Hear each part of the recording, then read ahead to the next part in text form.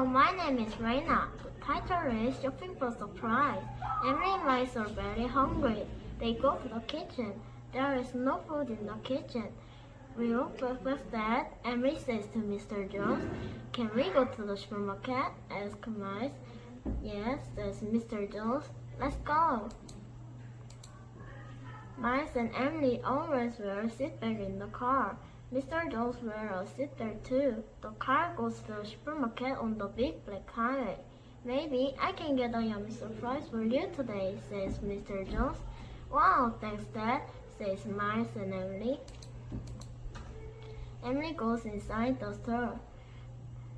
"I want strawberry ice cream," she says. "No ice cream," says Mr. Jones, "but we can get strawberries." Mr. Jones put strawberries in the cart.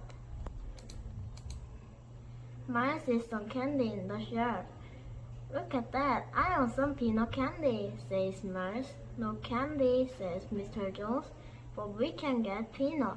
Mr. Jones put peanut in the cart. Mr. Jones and the children work in the supermarket. Mr. Jones put butter and sugar in the cart. Emily puts milk and flour in the cart. "Now we need eggs," says Mr. Jones. Mice sees egg in the shelf. He gets eggs, but one egg first. Now that egg is on Mr. Jones' head. "Oh no," says Mice. "Oh no," says Emily. Mr. Jones smiles. "It's time to go," he says. Mr. Jones, Mice, and Emily go to the car. Mice is a bookstore next to the supermarket. "I like read books," says Mr. Jones.